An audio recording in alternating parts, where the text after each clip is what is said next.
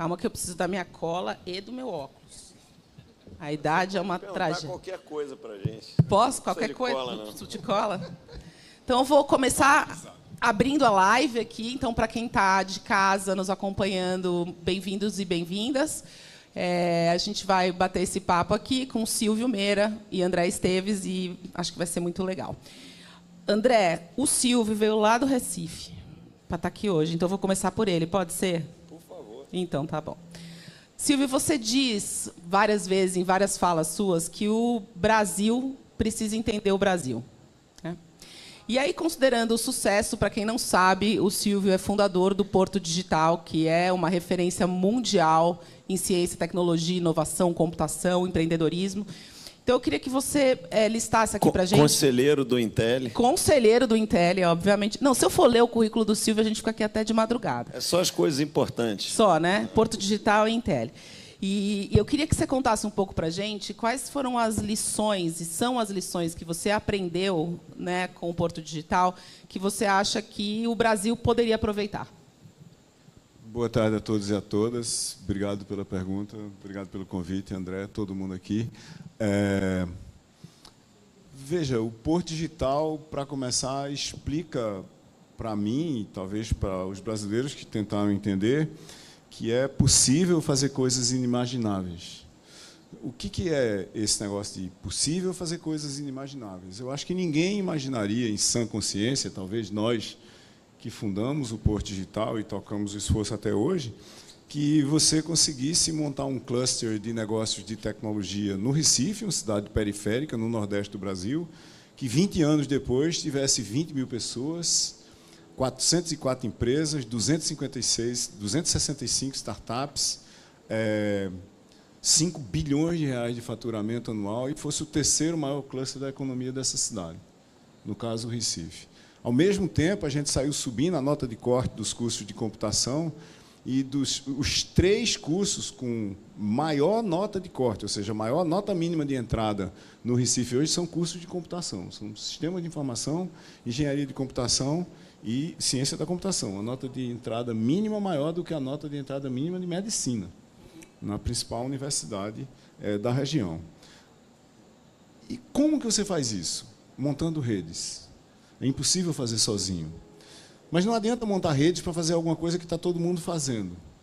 Você tem que tentar fazer alguma coisa que, primeiro, pode ser feita na sua imaginação, que é preciso fazer, mas não é o que está todo mundo fazendo, se você, principalmente, está na periferia, porque lá é mais duro de fazer, mas também é mais fácil de pensar. Se você vier para uma cidade grande como São Paulo, onde é que você vai montar um cluster de tecnologia? Primeiro, você teria que mover grandes negócios de tecnologia que você já tem em São Paulo, que estão estabelecidos há muito tempo. São fundações da tecnologia brasileira, como Stefanini, como TOTS, que estão em lugares físicos que foram escolhidos há décadas e construíram suas bases lá. Então, em mercados ou em espaços que estão consolidados, ou em grandes ambientes, como um país inteiro, onde você já tem certas coisas consolidadas, você tem que vir pela periferia das coisas, como a gente veio pela periferia do Brasil, criando um Porto Digital no Recife. Muita gente já foi lá perguntar para a gente como é que a gente fez isso, essa pergunta que você fez e o que a gente aprendeu. E eu tenho dito a todo mundo, eu sou um dos fundadores e presidente do Conselho do Porto Digital desde o começo, em 2000, que a gente devia aprender mais com os erros dos outros. E como é que a gente não comete os mesmos erros. Mas não, a gente tem uma história no Brasil de tentar aprender com os acertos dos outros. Tipo assim, você vai olhar para Esteves aqui do meu lado e vai tentar montar um banco como o BTG. A chance disso dar certo é 0. Porque se você tiver a maior sorte do mundo de acertar tudo o que ele acertou, ainda assim não vai ser o BTG. Não é? E a gente tem uma dificuldade no Brasil de tratar hipóteses e testar hipóteses. E a gente fez isso no Porto Digital o tempo todo. O brasileiro ele tende a criar soluções, negócios, ecossistemas, universidades, sei lá o que for, baseado em crenças. Eu acredito nisso aqui. E no Porto Digital a gente fez ao contrário. A gente duvidava desde o começo que o esforço valesse a pena, que ele tivesse potencial de dar certo. E a gente estava o tempo todo tentando desprovar nossas hipóteses, usando como se fosse o método científico para dizer, e se a gente fizer isso aqui, acontece o quê? A gente ia lá, fazia, testava, dava errado. A gente dizia, não, mas essa não é a única hipótese que a gente tem. E se a gente testar essa daqui? A gente ia lá, fazia, tentava, dava certo. Mas aí tem um problema. Será que se escala?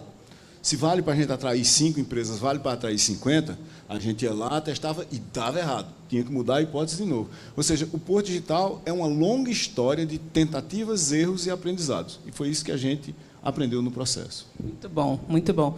Me lembra um pouco quando a gente esteve com o Elon Musk, você lembra que ele disse que a gente pediu para ele dar um conselho para os jovens que estavam lá conosco no encontro, o Esteve estava lá, e ele disse, tentem achar algo útil para fazer. Vocês vão ver que é muito mais difícil do que parece achar algo útil para fazer, né? Algo que o mundo precisa, algo que a sociedade precisa. André, eu vou te pedir para contar uma história que você já contou algumas vezes, mas esse público nunca ouviu, que é um pouco da sua inspiração para criar o Intelli, né? O que te motivou, no que você se inspirou para ter esse insight. Mas toda hora que você responde a mesma pergunta, você sempre dá um ângulo diferente, né?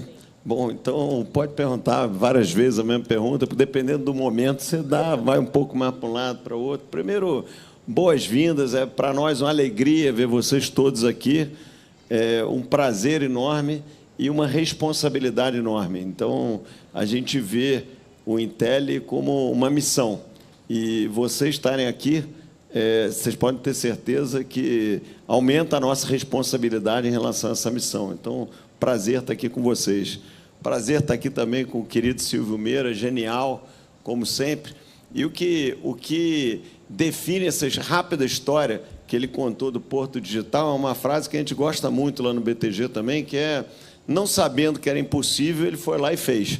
Então, foi isso que o Silvio fez. Ninguém disse que era impossível, apesar dele desconfiar, mas ele foi lá e fez. E acho que muito do que vocês vão construir na vida de vocês vai parecer ser impossível, mas vocês vão estar capacitados para fazer.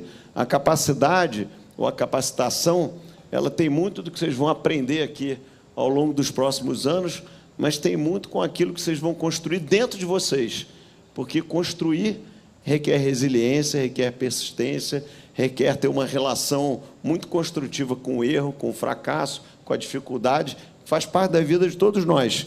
Então, aqui, além de aprender a estudar, além de ter as ferramentas que vão dar esse espaço de construção para vocês, vocês também vão aprender esses valores.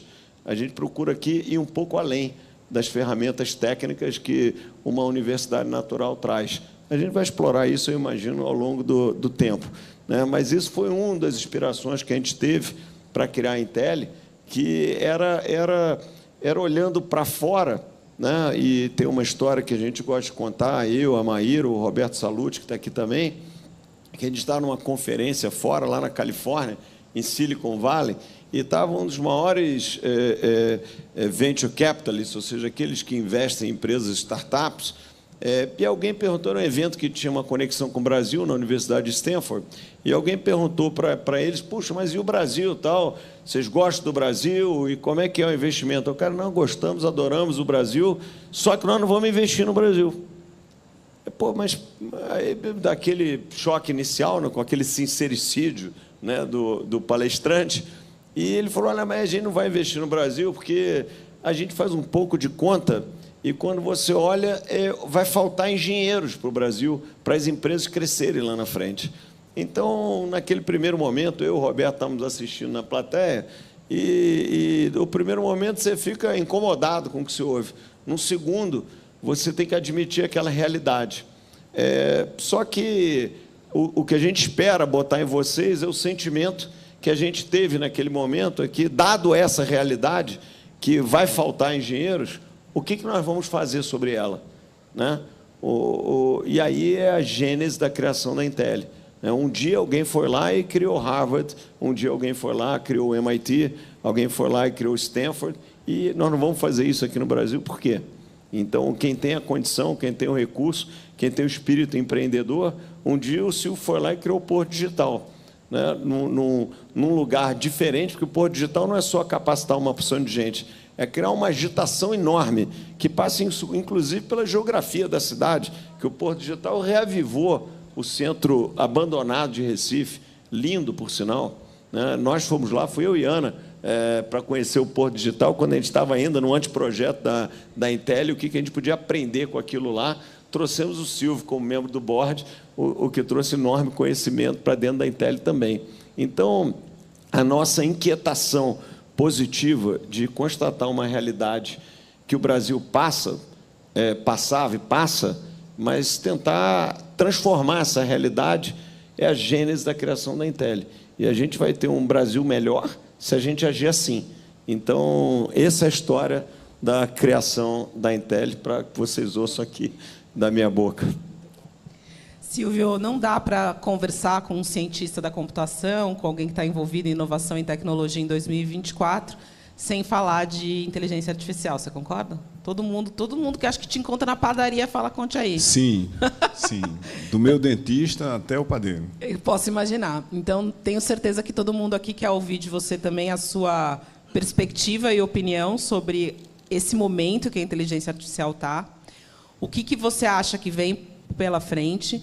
E, principalmente para quem está iniciando a carreira, né, como aproveitar essa onda ou essa revolução, chame como preferir. Veja, Maria, eu acho que a gente está na idade da pedra lascada da inteligência artificial. Nem começou ainda. Apesar do seguinte conjunto de fatos. O primeiro artigo que a gente considera assim, o ponto de partida do ponto de vista científico, né, o primeiro texto científico sobre inteligência artificial foi publicado em outubro de 1950. Ele tem 73 anos e lá vai caco já. Foi publicado por Alan Turing, que é um dos fundadores da computação, e nesse artigo ele questiona, faz um questionamento extremamente elementar. Será que as máquinas podem pensar, sim ou não? Como é que você responde essa pergunta do ponto de vista positivo ou negativo? Dando aí de novo aquela história. Você não chega dizendo, as máquinas vão pensar, nem as máquinas não vão pensar. Será que elas podem? E tem um debate de 73 anos sobre isso já. A primeira inteligência artificial conversacional, obviamente dentro de um laboratório, ou numa máquina fechada em algum lugar, foi publicada em 1967. Era uma simulação de um psicólogo. Tá? Então, a gente tem, do primeiro paper para cá, a gente tem 70 e tantos anos. Da primeira máquina para cá, de 67 para cá, a gente tem 57 anos. Não apareceu de uma hora para outra. Qual é a diferença? O tipo de máquinas, aspas, que parecem inteligências, consequentemente, inteligências artificiais, que a gente se assustou com elas, o que causou esse efeito social e já econômico tão grande, tem uma peculiaridade. Elas estão publicadas na internet. Elas podem conversar com qualquer pessoa que vá lá e faça uma pergunta. Isso muda o jogo todo. A última vez que esse jogo mudou dramaticamente foi em 1995, com a chegada da internet comercial, que é o quê? Você publicou algoritmos online. Um site é um algoritmo, é um conjunto de regras extremamente estritas e radicalmente simples e executáveis por máquina de como apresentar informação online. Isso é que é um site. Algoritmos publicados online. Se você complexificar o algoritmo o suficiente e olhar 10 anos depois, você tem o surgimento de redes sociais, que mudaram completamente como é que as pessoas se articulam, como é que a orquestração da sociedade e da economia funciona. No meio entre esses dois pontos, apareceu um tipo de algoritmo para você organizar e buscar informação, nominalmente Google. Isso mudou radicalmente como é que a gente trata a informação. De repente, antes de ir para o médico, todo mundo começou a perguntar para a Google o que era que tinha. Publicar algoritmos online muda tudo. E o que a gente fez agora foi publicar algoritmos que simulam o nosso raciocínio, as nossas competências linguísticas online. Isso muda tudo, eu acho, na seguinte escala. Até agora, a gente convivia com duas inteligências. A inteligência pessoal de cada um de nós, né, que em si tem 3 dimensões, tem a nossa capacidade de captar e processar a informação para tomar decisão. Isso é a inteligência que a gente podia chamar de inteligência computacional ou informacional de cada ser humano. Você tem uma inteligência social, nós estamos exercitando ela aqui agora, né? Nós estamos nos articulando aqui para ter uma conversa, isso é inteligência social. Tem bases comuns para essa conversa, não podia ser eu tentando falar de samba, você falando de Intel e André falando de finanças, porque não ia dar certo. Então, tem um certo protocolo que está envolvido aqui, e você tem uma inteligência que a gente chama de autonomia, a nossa capacidade de tomar a decisão, por exemplo, da gente ficar aqui, de vocês ficarem aí, de vocês terem vindo para cá. Essa é a inteligência pessoal. O que a educação faz, tanto a educação ampla, no sentido do convívio das pessoas, e a educação formal, como essa que vocês começam aqui agora, é transformar inteligência individual em expertise coletiva, uma espécie da inteligência social at large. Nós, em rede, com as competências de cada um, tentando resolver problemas que cada um não consegue sozinho. E o que acabou de acontecer é que o surgimento de inteligência artificial online cria uma dimensão artificial da inteligência. Não são ferramentas, não são plataformas, é uma dimensão diferente da inteligência que a gente passou a conviver com ela. Então, você começa a ter a possibilidade de articular a minha inteligência, a nossa inteligência, duas dimensões da inteligência, e uma terceira dimensão da inteligência, que, em parte, pode só simular as nossas, mas o que eu acho que ela vai ser usada para fazer é nos empoderar, é nos estender do ponto de vista da nossa capacidade cognitiva, da nossa capacidade de aprender. É deixar as coisas mais, talvez, simples, da escrita, para falar de uma coisa bem básica, para essa inteligência fazer. Eu escrevi, se vocês procurarem no site da TDS.company, TDS, The Digital Strategy.company. Lá tem uma aba biblioteca, eu publiquei, André e Maíra e todo mundo, um texto chamado 24 anotações para 2024. Está lá para vocês baixarem, é o que eu estou pensando, o que está acontecendo e o que vai acontecer no curto prazo. Esse texto foi escrito e ilustrado em 20 horas, por mim, 2 ou 3 estagiários, para resolver uns problemas operacionais, e 3 ou 4 inteligências artificiais diferentes. 100 e poucas páginas. Toda a ilustração, todo o texto, ele é todo estruturado, ele cria cenários para o que vai acontecer em cada uma das anotações. E eu pensei o texto, mas eu não escrevi o texto. O trabalho duro de escrever o texto, de botar todas as palavras, foi feito por inteligências artificiais. O meu trabalho mesmo foi conceber o texto. E eu acho que é isso que vai acontecer.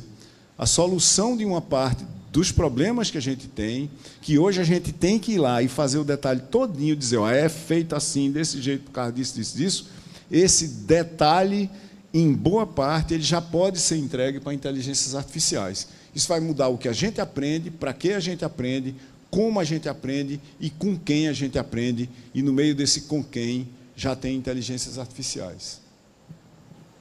Muito bom. Eu quero fazer só um adendo ao comentário, que você falou da pedra lascada, né? Eu também sou cientista da computação, assim como vocês vão ser, né? Eu estudei matemática que fazia ciência da computação, assim como o Silvio, né? Hoje eu sei mais ou menos 1% de tecnologia que o Silvio tem, mas eu estudei máquinas de Turing, e quando eu estava na faculdade, também programei por objeto. Então, isso é que era pedra lascada, Silvio. Era mesmo. Ou seja, a pedra lascada muda, né? Muda a pedra. E é muito curioso os marcos do desenvolvimento, né? Porque o negócio estourou quando se tornou consumível, né? Mas tem grandes marcos da evolução da inteligência artificial. Quando, pela primeira vez, o computador ganha de um grande mestre no xadrez, que foi o Deep Blue, é um marco que, de fato, a gente consegue estabelecer uma inteligência maior que a nossa. E, desde lá, nunca mais um grande mestre ganhou do computador. É impossível. Sim, hoje é impossível você jogar contra um smartphone. Exatamente. No smartphone, já nenhum grande mestre ganha. Então, muito interessante o processo de desenvolvimento, né, de qualquer tecnologia, e essa é mais uma. Eu gosto de dizer que a tradição do mundo é mudar. A gente é que acha que não, né?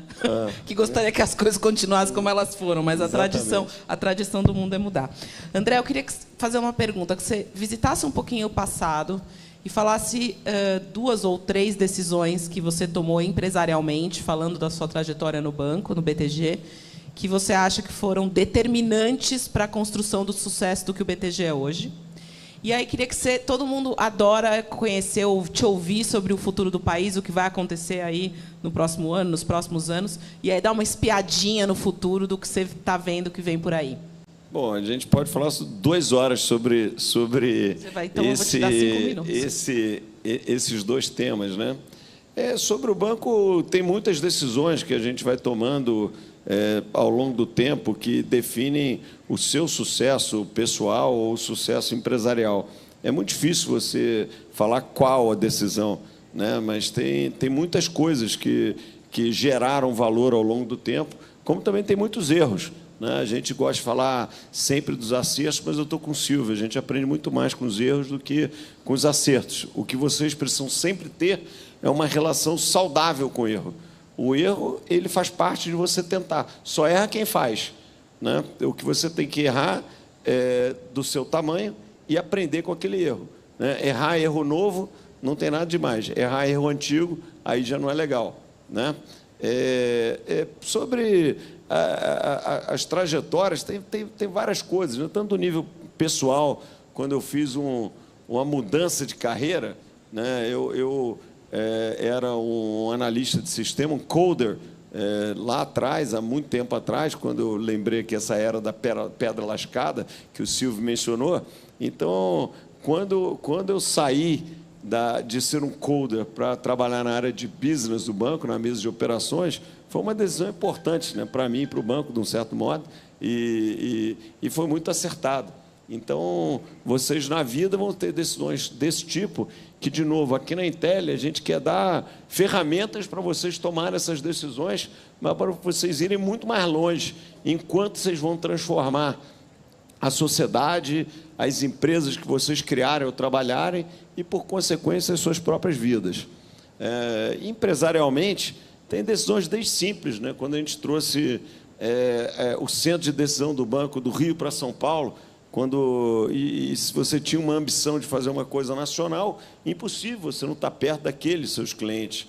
Ou quando o banco era uma coisa muito voltada para o mercado, e a gente passou a entender que não existe uma empresa que exista que não seja útil para a sociedade, que não tem um papel a ser desempenhado, né? Que é desenvolver os seus clientes nas diversas coisas que a gente faz. Então, eu posso falar aqui a noite inteira sobre decisões desse tipo, citei algumas aqui como exemplo da sua provocação.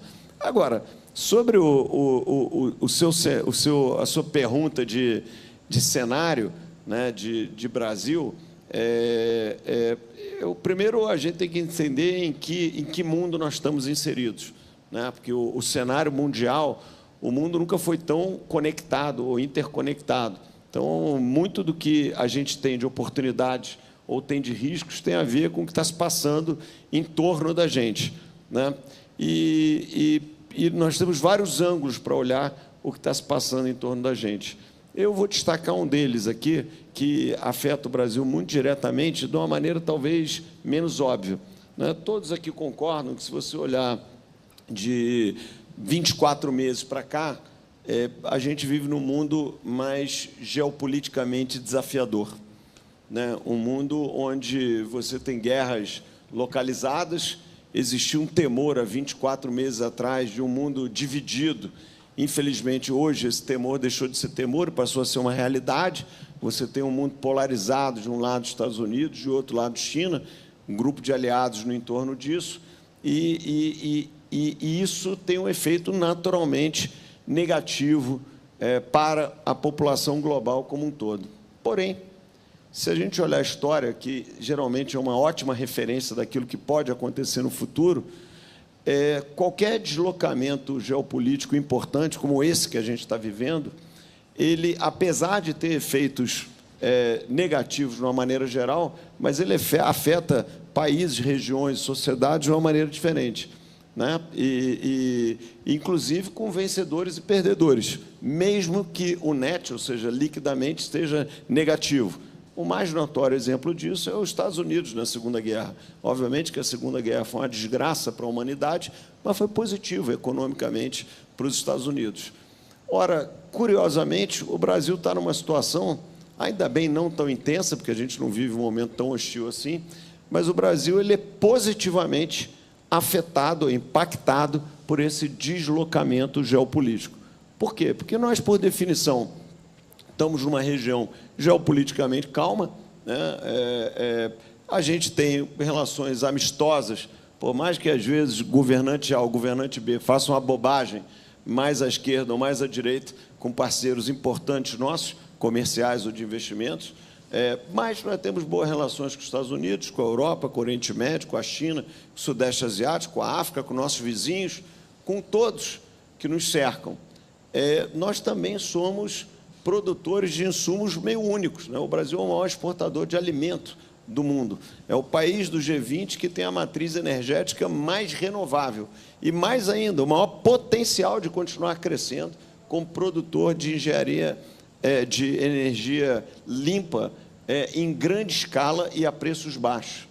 E essas são algumas vantagens. Somos um dos mais ricos países nos metais que vão promover as transições que nós temos pela frente. Ou seja, nós somos um celeiro daquilo que é necessário e temos boas relações com todos. E a gente sente isso hoje já na fotografia brasileira, né? O Brasil teve 100 bilhões de dólares de superávit comercial, que é um dos maiores da história, né? Só a China e a Alemanha têm números maiores do que esse, então é um número muito significativo. Por outro lado, a gente tem grande investimento externo também, estrangeiro de todos os lugares, que já tem uma ligação com isso. Eu vou dar um exemplo muito simples. No final do ano passado, teve leilão de linhas de transmissão. Linhas de transmissão de energia elétrica, né? Todos os anos, basicamente, o regulador, a ANEEL, faz leilões e as empresas brasileiras ou estrangeiras vão lá e investem. Olha, eu vou cobrar tanto nessa tarifa para fazer uma grande linha energética, o que é ótimo, porque faz o Brasil, que é um país de dimensões continentais, se comunicar energeticamente uma região com a outra. Puxa, está chovendo muito no norte, eu mando energia para o sudeste, não está chovendo no norte, eu mando energia do sudeste para o norte. Isso é muito bom, porque reduz o custo da nossa energia. Nesse último leilão, que foi no final do ano passado, o grande vencedor do leilão foi a empresa chinesa, a State Grid, que bidou uma linha que vai requerer um investimento de 30 bilhões de reais, ou 6 bilhões de dólares, aqui arredondando um pouco. Esse é um dos maiores investimentos diretos do mundo no ano passado. Mas por que ele aconteceu aqui no Brasil?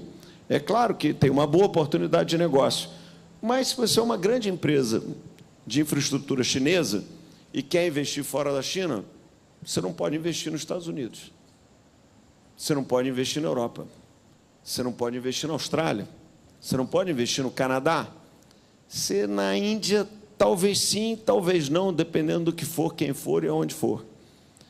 Ou seja, na África não tem tanto rule of law, tanta institucionalidade, um pouco mais confuso. Então, sobra pouca gente. É como se a gente, mais ou menos, estivesse ganhando o jogo de WO. Às vezes, você entra em campo sozinho e faz um gol contra, né? Você pode perder de 0 a -1. Pode acontecer também, né? A gente vê aí umas declarações que nós estamos querendo fazer gol contra. Agora, quando você olha o ambiente, é um ambiente muito favorável ao Brasil. Então, a gente nunca teve...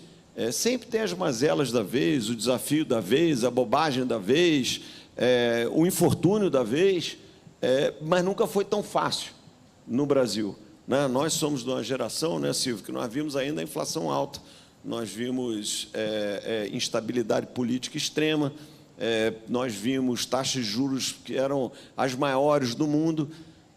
Tudo aqui continua ainda muito para melhorar. A taxa de juros ainda é alta, ainda dá para melhorar isso, dá para melhorar aquilo. Puxa, mas não tem estabilidade? Tem sim. O Brasil, se você olhar hoje e comparar com 10 anos atrás, 20, 30, 40, 50, ele é muito melhor. Por mais que você abra o jornal todo dia e a manchete do jornal seja negativa, ou quase invariavelmente negativa, mas vocês não tenham dúvida que a gente andou muito para frente ao longo desses últimos anos e décadas. Acertando, errando, muitas vezes errando mais do que acertando. O governo A, às vezes, é melhor do que o governo B, mas as coisas melhoraram muito. Então, a minha opinião do Brasil é que a gente não tem nenhum grande problema. A inflação esse ano no Brasil vai ser 3,5%. É 1% acima da inflação americana. A taxa de juros no Brasil vai cair durante todos os meses. Praticamente todas as reuniões do Banco Central esse ano vão reduzir a taxa de juros. E ela vai parar lá alguma coisa entre 8% e 9%. É um pouco mais alta do que nos Estados Unidos, que vai parar em 3,5% e tal, mas ela é a mais baixa desde que nós nascemos, nominal. Então, o Silvio é um pouco mais velho do que eu, mas quase todos os pais aqui, ou todos, não viram uma taxa de juros tão baixa, vamos dizer, estável. Puxa, mas o Brasil, confusão política e tal, mas nós temos eleições limpas, democráticas, a cada 4 anos, e ninguém disputa isso. Aliás, temos o sistema eleitoral mais desenvolvido do mundo, né, que são as urnas eletrônicas. Então, eu acho que a gente gosta de olhar pelos problemas, e os desafios são realmente muitos, mas o nosso futuro está na nossa mão. E a boa notícia para vocês, principalmente para vocês que estão começando aqui conosco, é que está mais fácil do que estava lá atrás. A gente sempre tem aquele hábito, puxa, a geração anterior fracassou, tal. A gente pode concluir que ela andou menos do que a gente poderia, né? Tem uma enorme frustração do que a gente poderia ter feito mais, mas certamente a gente andou para frente. E certamente a gente está no momento onde a gente tem todas as pré-condições de fazer ainda melhor. Sabe que eu gosto muito de ouvir o André falando de Brasil, porque nós somos brasilianistas, né?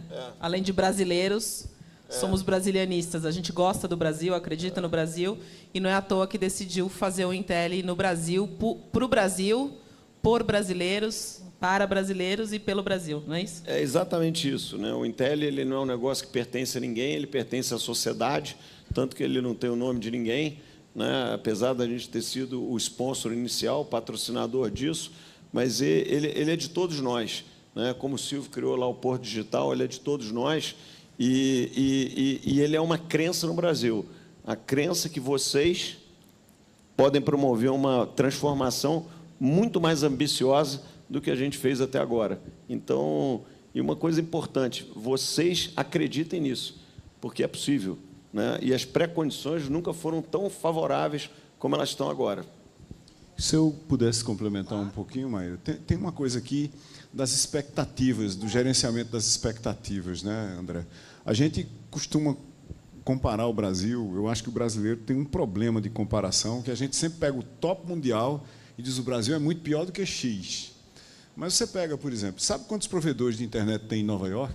3. É o mesmo número que tem em Itaperuá, na cidade que eu nasci, no interior da Paraíba, 12 mil habitantes. Só que em Nova York, se você morar em certas periferias de Nova York, você só pode ser atendido por ONGs, por organizações não governamentais de conectividade. Itaperuá não, no município de Itaperuá todinho você tem fibra ótica. A gente tem certas falhas brasileiras que são oportunidades monumentais. Sabe quantos provedores de internet o Brasil tem? 18 mil. Por quê? Porque tem uma falha estrutural no processo de regulação que fez com que as grandes operadoras de conectividade digital não fossem para a periferia do Brasil. O pessoal que está lá na periferia viu disso uma oportunidade. O maior desses operadores locais de conectividade na internet está na Bolsa de Valores, que é a BrisaNet, que cresceu a ponto de que chegou num estágio de desenvolvimento que, para fazer o que ela precisava, ela tinha que se alavancar na Bolsa, se financiar pela Bolsa. Isso é o conjunto de oportunidades brasileiras, de gente da periferia olhando com olhos de classe global, mas a partir de um ponto de vista que não é central. Isso vai ser muito importante na vida de todo mundo aqui. Você olhar e dizer, como é que eu resolvo esse problema aqui de uma forma que talvez ninguém nunca tenha visto o problema, não a solução. Quando a gente muda qual é o problema, a gente tem soluções completamente diferentes, como os provedores da periferia que conectaram o Brasil todinho. No Brasil, hoje, 81% das pessoas com mais de 10 anos de idade estão conectadas na internet. Isso é uma das maiores taxas do mundo.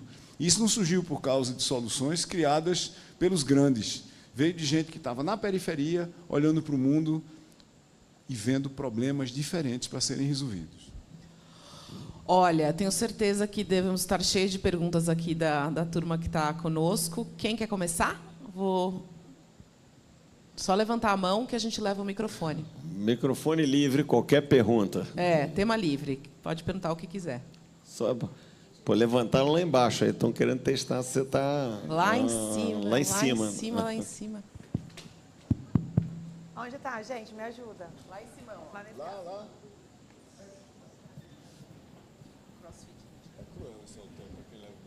Essa foi maldade, né?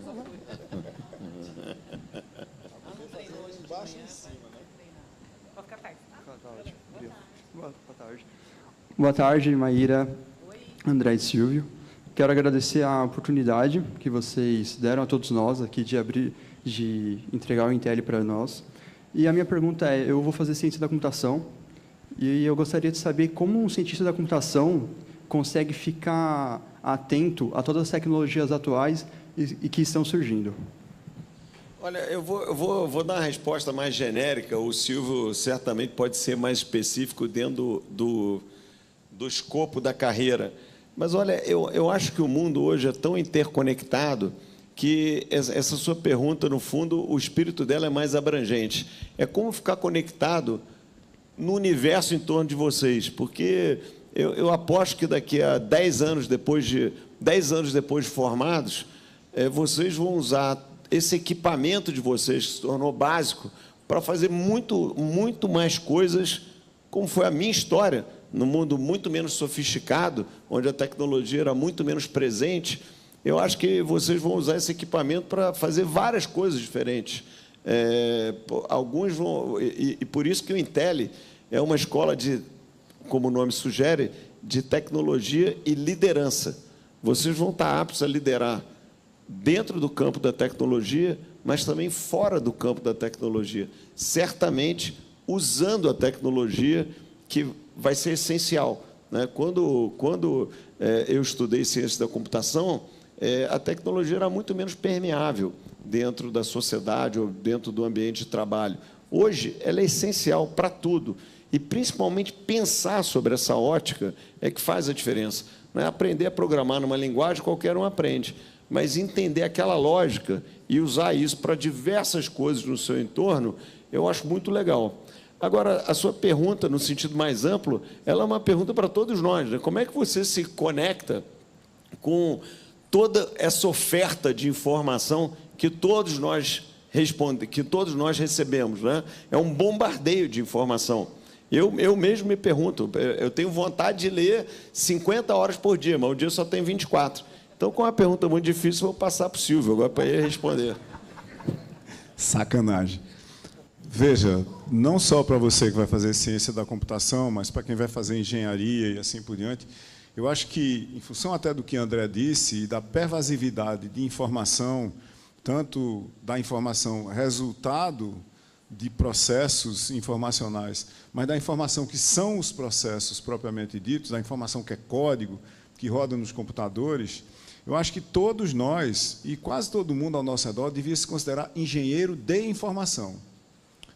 E aí tem uma coisa para a gente pensar, se a gente quiser pensar filosoficamente durante 3 minutos aqui, sobre o que é que isso significa, tá certo?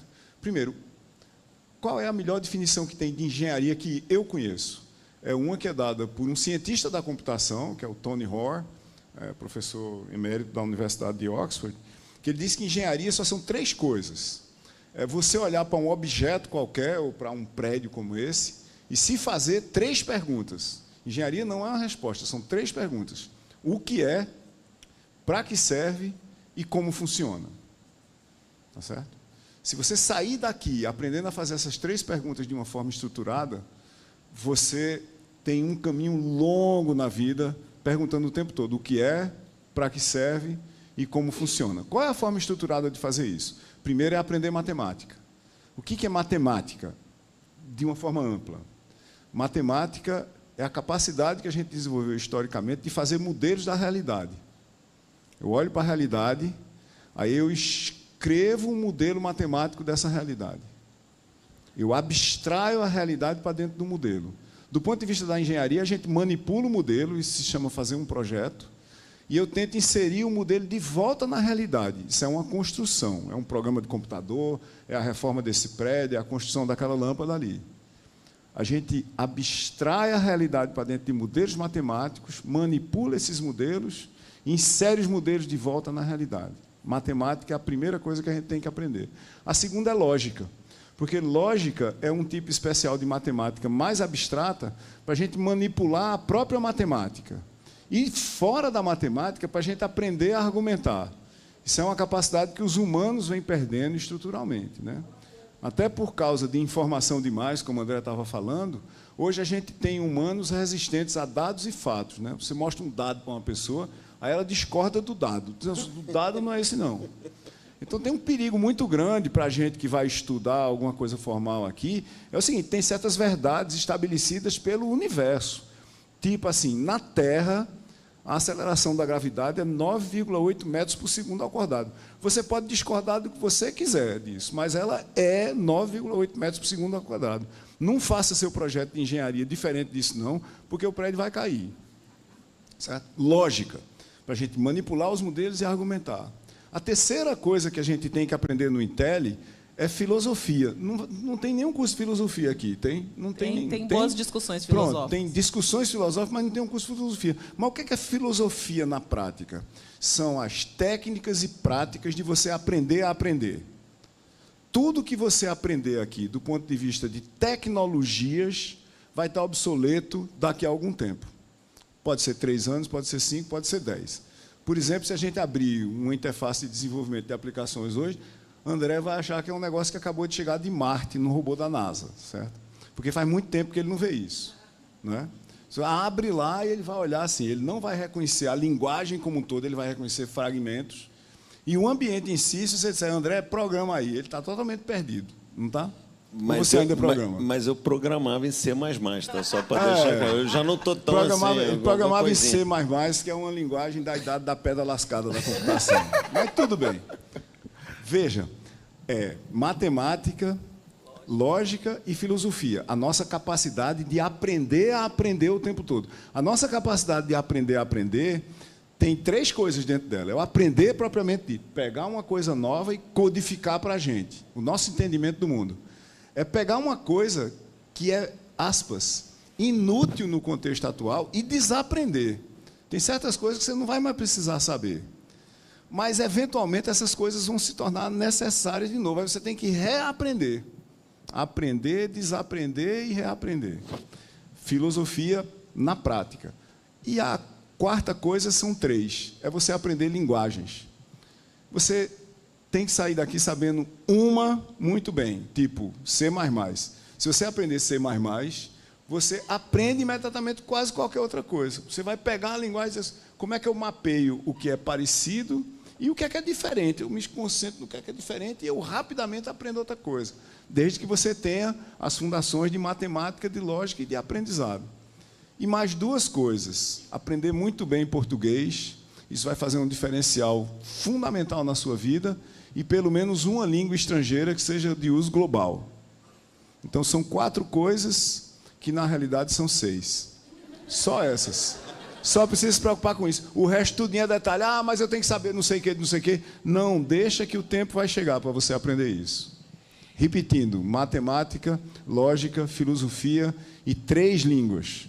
De programação, sua língua nativa, que é português, para você poder ler João Cabral de Melo Neto e conseguir interpretar propriamente, e inglês. Se você tiver tempo, mandarim. A ênfase no filosofia aplicada, que é o aprender a aprender. Porque eu e o Silvio estávamos discutindo antes, tem um amigo comum nosso que escreveu um livro sobre a antropologia, a dialética da antropologia filosófica, e pediu para eu comentar. Eu falei, pô, mas dá para a gente beber uma coisinha antes? Não, né? É isso aí. Então, aqui você vai aprender matemática, vai aprender lógica, a gente vai ter ótimas discussões filosóficas. Eu queria complementar a fala do Silvio e do André, dizendo que o como aprender isso, né? Claro que você vai ter aula aqui com professores que têm profundidade nos assuntos, mas o Intel é um lugar de aprendizagem social também. A gente aprende muito uns com os outros. Então, o tempo inteiro você vai estar exposto a outros alunos, estudantes e alunas que sabem mais de alguma coisa que você. E o aprendizado se dá muito através dessas relações. Você pode falar com veteranos aí que vão te contar o quanto eles aprendem com os professores, o quanto eles aprendem com os colegas e o quanto eles aprendem quando eles vão pegar um modelo, uma lógica, uma criação e colocar na prática e ver se funciona ou não. Então, acho que esses são os comos se aprende aqui no Intel, que não é só através de um professor dando uma aula, que tem um valor enorme, mas a gente entende que não resolve todo o conhecimento que está aí para ser aprendido. Né? Até, Maíra, complementando, que é uma ênfase grande do modelo nosso de ensino, vocês vão aprender a trocar. Né? Das fontes de sucesso do BTG é uma obsessão por trabalhar em time. O BTG é um partnership, é uma sociedade. Né? São muitos donos que tocam o seu negócio. Tem uma opção de dono de padaria tocando um negócio complexo, que é um banco, da melhor maneira possível e trabalhando em time, remando para o mesmo lado. Aqui, porque isso parece que é um dom que vem ou não vem. Não, mas é um dom que você aprende e, principalmente, desenvolve. Então, vocês vão aprender a trocar e vão ver o quanto você aprende trocando com seus professores, seus colegas, com quem está aqui batendo um papo com vocês de vez em quando, como nós. Então, isso é importantíssimo para o futuro sucesso de vocês. Tem uma coisa, talvez, por trás do que André e Maíra estão dizendo, que é o seguinte: o que define uma escola de alta qualidade, de alta performance, não são os professores, são os alunos. Então, procurem nos colegas de vocês aqueles que têm perguntas diferentes de vocês. Porque, se você souber a pergunta certa, se você identificar o problema certo, a solução é facílima de descobrir. O problema são as perguntas, são os problemas, são os questionamentos, são as hipóteses. Eu estudei em algumas das melhores escolas do mundo e fui professor em algumas delas também. E eu tenho, hoje, depois de mais de 50 anos, eu tenho mais de 50 anos de sala de aula, como professor. E eu tenho certeza absoluta disso que eu estou dizendo. O que define uma escola de alta performance, e eu estou falando como professor, não são os professores como eu e como os professores do Intel, são os alunos. Vai depender de vocês. Mais uma pergunta? Aqui? Oi. Espera aí que a Juliana... Agora ficou mais fácil, hein, de você levar o microfone nessa coisa. Gente, primeiro, boa noite. Obrigada pelo convite, como sempre. Meu nome é Juliane e eu represento o Colégio Bandeirantes. Eu trabalho como orientadora profissional, inclusive. Então, assim, uma das coisas que mais os meninos chegam é: meu Deus, e aí a tecnologia? Como se tivesse um maniqueísmo até, né? Vai transformar pessoas em obsoletas. Meu Deus, as profissões do futuro, e por aí vai, né? E, no final das contas, o que a gente também sempre promove de discussão lá é de que, na verdade, o desenvolvimento tecnológico é uma grande oportunidade de reumanização, inclusive de processos, né? E visto até, inclusive, o processo seletivo de vocês com a diversidade de etapas avaliativas, né? Imagino que o Intel, então, está super alinhado com isso. E fica até, né, o meu objetivo era até de fazer o convite, então, de que, para aquelas pessoas que imaginam que engenharia, sistemas de informação, não, eu estou indo porque eu sou bom em exatas, né? O que vocês diriam dessa parte de, na verdade, as exatas como um grande convite a ser mais humano ainda, né? Olha, eu vou pegar um pouco a fala do Silvio, ainda há pouco, que o que você vai aprender aqui é você usar as ferramentas, né? O aprender a aprender, que é uma coisa que a gente repete o tempo inteiro, né? E você desenvolver habilidades que parecem simples quando ditas, mas você interpretar, você trocar, você trabalhar em time, e, obviamente, você entender a lógica de linguagens, seja ela português ou inglês, uma linguagem de computação, que são muito parecidas. Esses são os instrumentos que você vai usar. Olha, o que você vai realizar, ou como vai ser a sua profissão daqui a 20, 30 anos, 40 anos, é completamente imprevisível. As carreiras de vocês são imprevisíveis. A dinâmica é tão grande, a tecnologia vai evoluir tanto, que o que interessa... E quando a gente criou a escola como Intel, e alguns perguntavam: puxa, isso é um MIT brasileiro, tal, é uma coisa parecida com ITA, e, claro, tem um pouco de cada um desses, com muito orgulho e, de novo, com muita responsabilidade para nós, mas é uma escola que vai ensinar você a aprender, se fosse a melhor maneira. Por isso que é tecnologia e liderança, é algo mais. Não adianta você chegar aqui e aprender 10 linguagens. Daqui a 10 anos elas estão obsoletas, como o Silvio brincou com as minhas linguagens lá atrás. Eu já devo ter aprendido mais 10 linguagens, mas a coisa mais importante não é o conhecimento, né? Hoje o Silvio me deu um livro que ele escreveu à base de recursividade no conceito do livro. Vocês aqui, a maioria, talvez não conheça esse conceito, mas é um conceito sofisticado de lógica programacional. Ele é tão importante você saber o que é isso, e a gente está falando isso sobre um livro. Não tinha nada a ver com um programa espetacular, mas ele era sobre um livro. Então, aqui você vai aprender conceitos que vão permitir você voar muito mais longe do que aquela linguagem, do que aquela nova tecnologia, com aquilo que está na moda. Então, o Google foi uma grande quebra de paradigma. Antes do Google, tinha uma meia dúzia de search engines que faziam sucesso. Agora veio o ChatGPT, que talvez deixe o Google obsoleto, e daqui a pouco vai vir uma outra coisa mais sofisticada. Então, a ferramenta do momento não é relevante.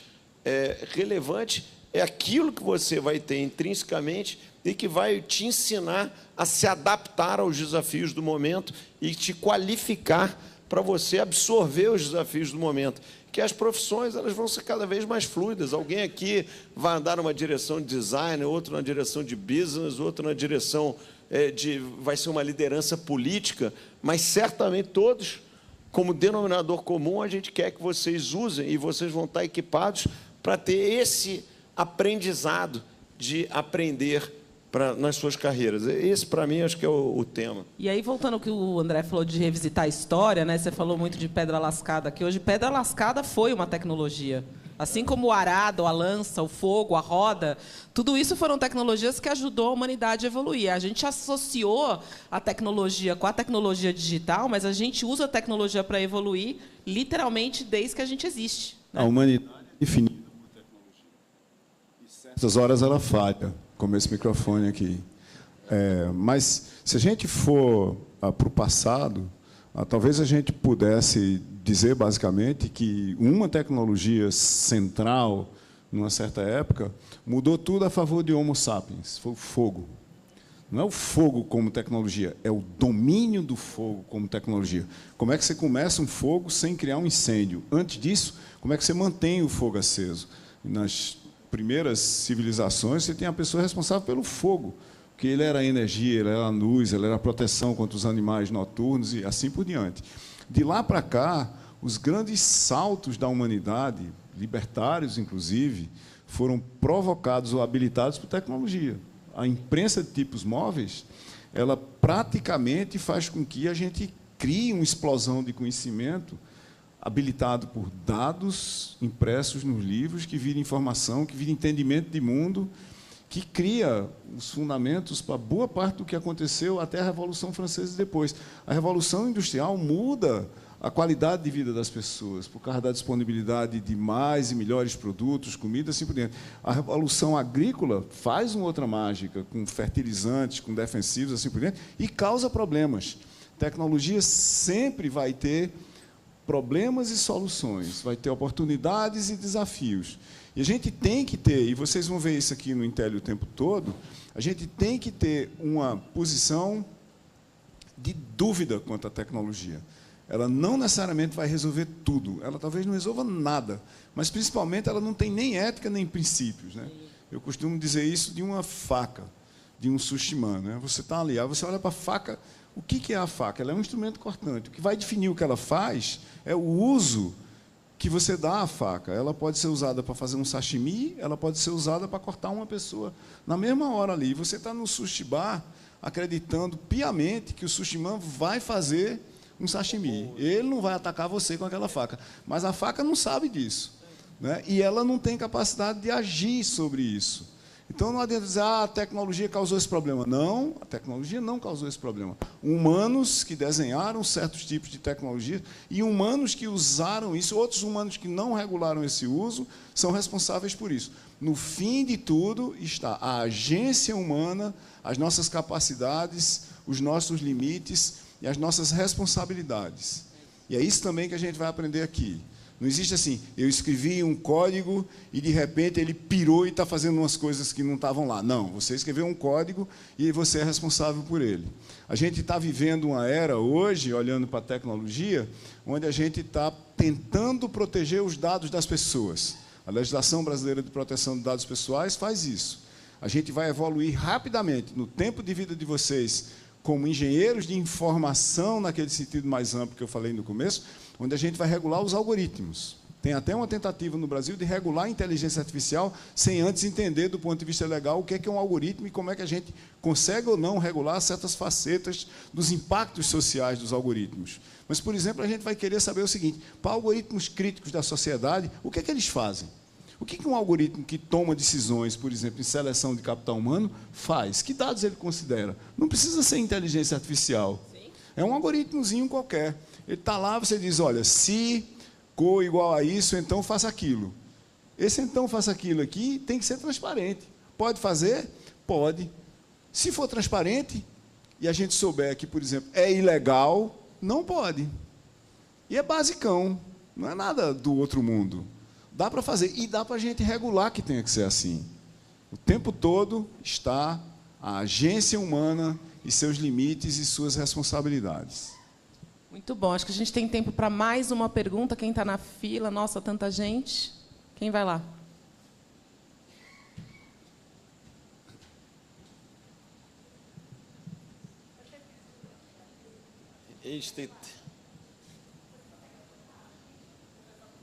Passa aí de um para o outro. Obrigada pela ajuda. Oi? Boa noite.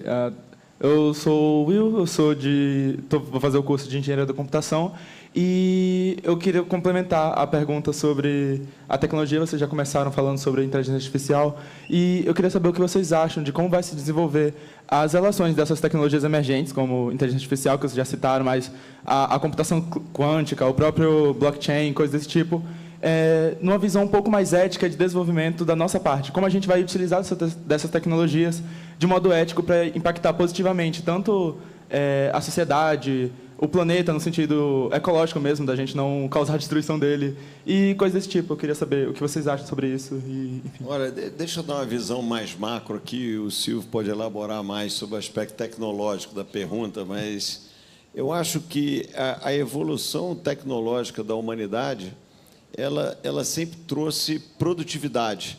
A nossa qualidade de vida hoje, por mais que a gente diga o contrário e tenha uma visão, às vezes, romântica, bucólica do passado, ela é muito melhor do que o passado. E tem medidas concretas para isso, né? A expectativa de vida subiu no mundo inteiro. Subiu, obviamente, nos países mais desenvolvidos muito mais. Na Noruega, nos Estados Unidos, ela é mais alta do que no Brasil, que é mais alta do que na África. Mas, em qualquer um desses lugares, ela é muito maior do que há 20 anos atrás, há 30, 50, e por aí vai. E a tecnologia, ou a evolução tecnológica, ela tem um impacto muito grande.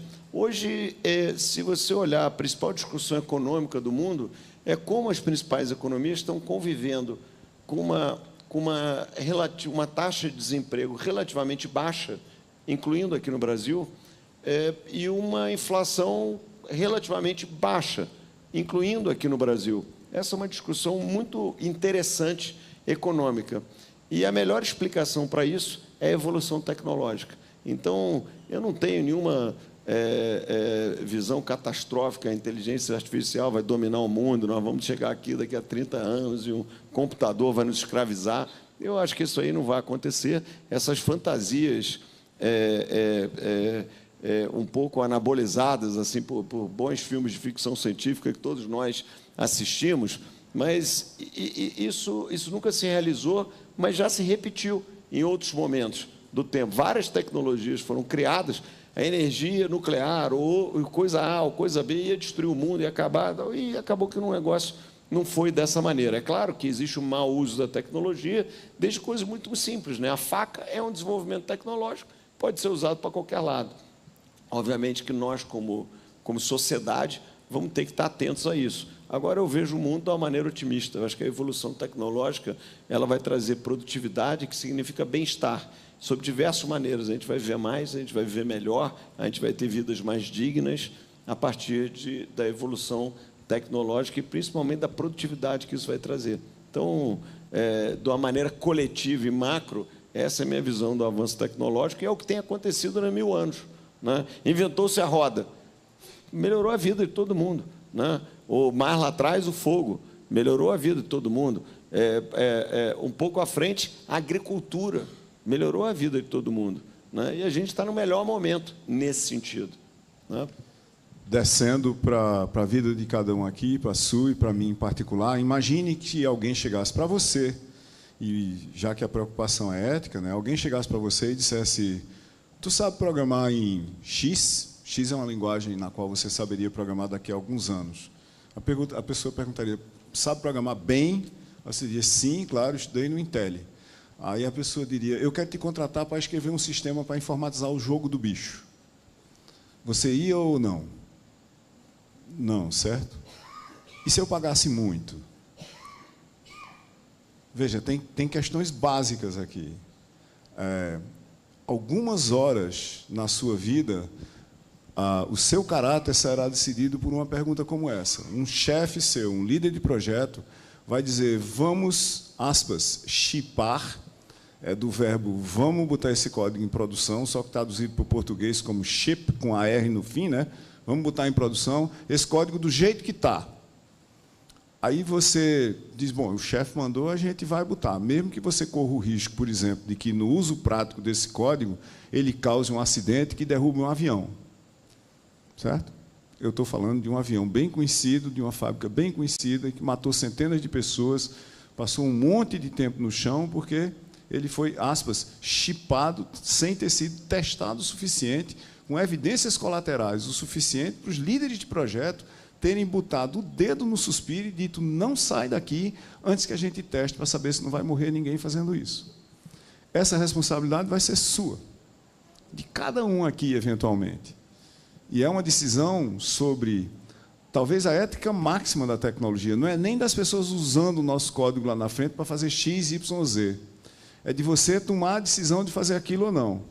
Quando eu estava no meu doutorado, apareceu uma associação chamada, que eu acho que até desapareceu, ela saiu de cena, chamava Cientistas da Computação por Responsabilidade Social para a Ciência da Computação. E eu assinei, na época, um termo lá, dizendo que eu jamais escreveria código que fosse ser usado em ou para armamentos. E eu cumpri isso, até hoje. Eu escrevo código até hoje, eu cumpri isso. Tenho 70 anos, quase. E aí você vai ter que escrever isso, se não num papel com quem você vai se comprometer com a sociedade, mas você vai ter que escrever isso num registro mental, coisas que eu não vou fazer. Por exemplo, eu até posso, por acaso, escrever um vírus, desde que eu saiba, desde que eu não saiba que eu estou escrevendo um vírus computacional. Mas você sentar, escrever e botar um vírus e soltar um vírus na internet, tudo que é ética foi embora e ainda por cima é um crime. Não é? Se descobrirem que foi você, você vai ter problemas gravíssimos com isso. E aí a gente tem que pensar no que a gente vai fazer, porque a gente vai escrever códigos que têm usos completamente imprevistos. Mas hoje a gente sabe como é que a gente escreve um vírus. A gente sabe como é que a gente faz certas coisas que deliberadamente vão fazer mal. E aí a gente tem que pensar quais são os princípios que a gente vai ter quando a gente estiver praticando a nossa arte de escrever código. A gente vai ter que encerrar. Eu sei que um monte de gente tinha um monte de perguntas. Como sempre, quando o painel é bom, ele rende, né? Então, eu vou pedir para a gente encerrar com vocês, deixando um recado final para os alunos, talvez conselhos que vocês gostariam de ter recebido na cidade, enfim. Bom, já que Além de não escrevam um código que você não sabe para que serve, nem para fazer mal para ninguém, obviamente. Já que eu já estava falando, eu vou continuar falando. Aí, André Fecha, como presidente do conselho, né? Eu acho. Você é o presidente do conselho? né? O Roberto é o presidente do conselho. Eu sou o financiador do conselho. Pronto, então tá certo. Ótimo. Aí você fecha de qualquer jeito. A última coisa que eu queria dizer era o seguinte: divirtam-se. Tá certo? Se vocês não gostarem daqui porque estiver chato, vazem. Vão para outro lugar. Imediatamente. Não passem muito tempo para tomar essa decisão. Divirtam-se mesmo, porque o que vocês vão aprender é muito complexo. E só vale a pena a gente aprender se for divertido. Se vocês não se divertirem aprendendo a coisa em si, divirtam-se com seus colegas. Montem bandas, pintem coisas, façam arte, qualquer coisa. quando vocês forem trabalhar nisso, divirtam-se também. Tirem onda com as pessoas, tirem onda com vocês mesmos, não se levem muito a sério. A vida levada muito a sério não vale a pena. A gente tem que rir, a gente tem que ser feliz. Gente foi feita para ser feliz. Obrigado.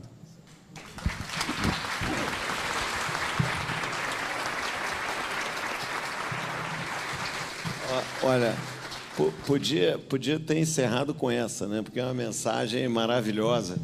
E eu não vou repetir o Silvio. Agora, vou tentar dar um ângulo um pouco diferente. Do ponto de vista prático, façam o que vocês gostem, mas tenham resiliência, porque as coisas não são fáceis. Essa ideia, puxa, aqui está chato, vou embora, o importante, o estrutural, ser isso que o Silvio falou, mas nunca desisto na primeira, na dificuldade, nem na segunda, nem na terceira, nem na 10ª. A vida é difícil. Desenvolver uma carreira, qualquer que seja ela, de empreendedor, de técnico, de professor, de político, de acadêmico, é difícil. Vão ter frustrações, vão ter barreiras. A única certeza que vocês vão ter é que tem dificuldade. Agora, vocês vão estar equipados para passar pelas dificuldades. Um equipamento é esse que vocês vão construir ao longo dos 4 anos que vocês estão aqui. O outro equipamento é o que vocês vão construir ao longo da vida inteira e está dentro de vocês. É o que vai permitir vocês darem sempre o próximo passo. Como eu já falei aqui um pouco antes, também não tenham medo de errar. Errar faz parte da vida. Conviver com o erro bem vai fazer vocês irem mais longe. Outra coisa, tenham ambição de construir coisas. Façam coisas que deixem vocês felizes, mas que vocês sintam tenham uma sensação de realização, de quando vocês olhem para trás e falam, puxa, olha aqui o que eu fiz. Não tenham medo de mudar.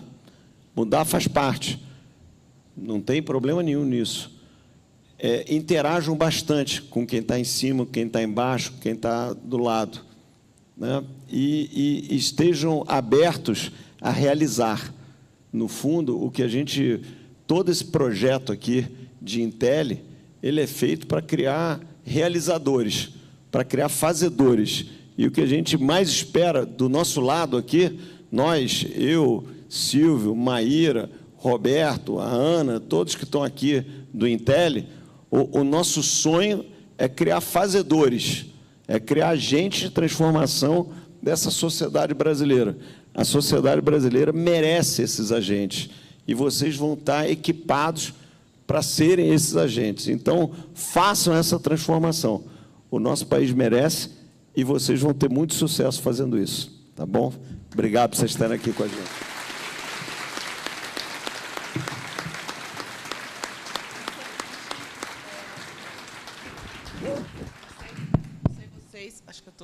Não sei vocês, mas eu aprendi um monte de coisa hoje, me fez refletir. Gostei desse tom filosófico que teve hoje, né? É que nós estávamos num papo meio filosófico antes, nós estamos nesse mood, assim. Ah, entendi. Tá ótimo. Foi muito bom, então, André Silvio, muito obrigada. Eu vou dar uns recados finais aqui para a turma e a gente vai lá fazer um brinde. Tá bom? Obrigada, viu, gente? Valeu. Falou, turma. Boa sorte. Obrigada. Vou aproveitar aqui e encerrar a nossa live, agradecendo quem acompanhou de casa. Obrigada por estar com a gente à distância. E agora a gente vai passar alguns recadinhos finais sobre o dia de hoje e o dia de amanhã. Tem uma tela para mim, que eu não sei todos de cabeça. Então, a primeira coisa que eu lembro de cabeça é que quem trazer o notebook amanhã, tá bom? Amanhã e depois de amanhã, obviamente, vocês vão precisar dele aqui para, enfim, para as atividades que a gente vai fazer ao longo do dia. Quem não retirou o kit de matrícula, amanhã também terá a oportunidade de fazer isso, então venham preparados para retirar quem ainda não retirou. A entrada nas catracas, amanhã acabou a molezinha, que vai estar tudo aberto aqui. Amanhã a entrada é usando o QR Code que está na Adalove. Então, se você ainda não tem Adalove, providencie de hoje para amanhã, senão vai ficar do lado de fora. A gente só vai deixar entrar quem tiver com o QR Code na Adalove. E aí, falando de Adalove, a gente já tem autoestudo lá para vocês fazerem. Então, hoje, de novo, chegando em casa, acessem a Adalove, tanto para entrar no prédio amanhã, quanto para saber o que a gente já preparou para vocês vocês começarem a estudar para o dia de amanhã. E, obviamente, se tiverem qualquer dúvida, a gente está aqui, procura o nosso time, a gente está à disposição. Com isso, eu me despeço. Agradeço mais uma vez a presença, a participação de todo mundo. Um salve e um carinho especial aos pais, mães e responsáveis que vieram aqui hoje, as famílias. A gente sabe que tem um monte de coisa para fazer, então é um compromisso de vocês com a educação dos filhos e filhas de vocês. Para a gente, como o André bem disse, é uma honra e, mais do que tudo, uma responsabilidade que a gente leva muito a sério, trabalhando todos os dias para educar esses meninos e meninas que, muito em breve, serão homens e mulheres que farão a diferença, transformarão o Brasil para melhor. Agora a gente vai lá para outro prédio de volta, vamos fazer um brinde, vamos conversar e comemorar e celebrar o início do ano letivo. Muito obrigada, boa noite e até já.